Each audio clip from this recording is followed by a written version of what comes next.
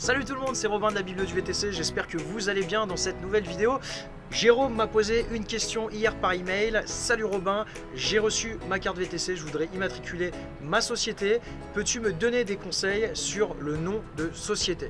Donc je voulais vous faire une petite vidéo sur comment choisir votre nom de société VTC si votre société n'est pas encore créée. Avant de commencer, n'hésitez pas à vous abonner à la chaîne de la Bible du VTC et à cliquer sur la cloche pour recevoir les notifications. Comme ça, vous ne raterez rien de nos meilleures vidéos. Donc on va voir ça tout de suite et c'est parti.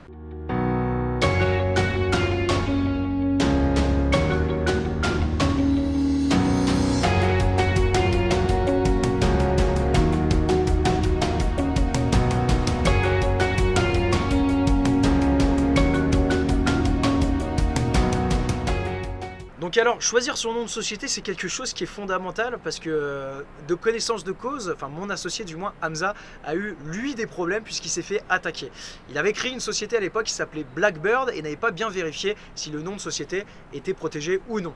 Avant de se poser cette problématique-là, il va falloir faire un petit brainstorming et puis que vous réfléchissiez au nom de société qui correspondent simplement à l'identité voulue de votre société. Si par exemple vous voulez vous positionner sur des véhicules hybrides ou des véhicules électriques, eh ben, pensez à prendre un nom de société qui soit en rapport avec ça.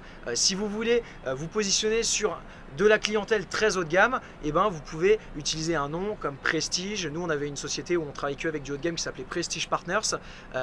Vous pouvez vous concentrer sur voilà, des mots qui s'identifient à un champ lexical du haut de gamme. Si par exemple vous voulez faire vraiment du low cost, eh ben, référez-vous à un champ lexical du low cost. Donc le nom de société, c'est un petit peu l'image qui est dégagée de votre société et ce sera l'image de l'identité de votre projet. Donc réfléchissez bien.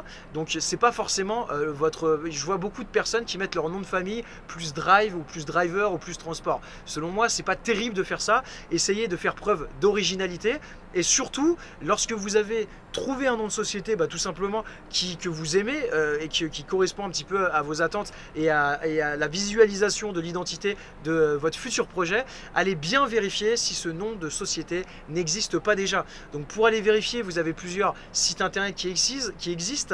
Vous pouvez aller voir sur société.com, sur Infogreffe et surtout vérifier sur l'INPI, donc de la protection industrielle et intellectuelle, pour voir si ce nom n'a pas été protégé. Donc une fois que vous avez vérifié ça, vous allez pouvoir donc créer votre société et choisir, si vous le souhaitez, d'autres noms commerciaux, c'est-à-dire que vous allez avoir la dénomination sociale de votre société. En l'occurrence, par exemple, nous pour BVTC Conseil, le cabinet d'expertise comptable, c'est la dénomination sociale, mais la Bible du VTC, ça fait partie d'un des noms commerciaux et on aurait pu en mettre d'autres. Donc vous pouvez, si vous le souhaitez, mettre plusieurs noms commerciaux si vous avez d'autres noms qui vous plaisent et si vous avez envie de communiquer avec d'autres noms dans le futur. Une fois que vous avez bien vérifié que votre nom n'est pas protégé, eh ben, pensez à vous le protéger auprès de l'INPI. Ça coûte à peu près entre 150 et 250 €, mais au moins vous êtes sécurisé à ce niveau-là. Pourquoi je vous dis ça? Parce que nous, mon associé Hamza, lui, avait choisi un nom de domaine Blackbird, et puis il n'avait pas vérifié, il y avait déjà une société qui s'appelait Blackbird, et donc cette société Blackbird, elle, avait anticipé et donc avait déposé donc à l'INPI son nom de société. Il était donc protégé.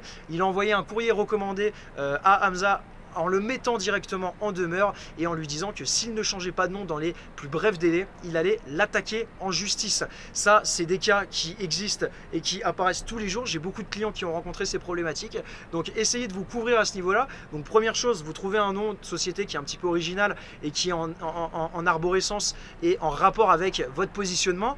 Deuxièmement, vous vérifiez qu'il n'est pas disponible. Et troisièmement, surtout, vous le sécurisez, vous le déposez. C'est comme déposer une marque, déposer un logo, et là vous déposez votre nom de société. C'est tout pour cette vidéo. Si elle vous a plu, n'hésitez pas à mettre un petit pouce bleu. Également, je vous inviterai à cliquer sur le lien dans la description. J'ai créé une série de vidéos pour vous aider dans votre projet VTC à atteindre l'indépendance financière. Vous avez juste à cliquer sur le lien dans la description et vous allez tout recevoir depuis chez vous. Je vous souhaite une excellente journée. Je vous dis à bientôt dans la prochaine vidéo. Ciao, ciao.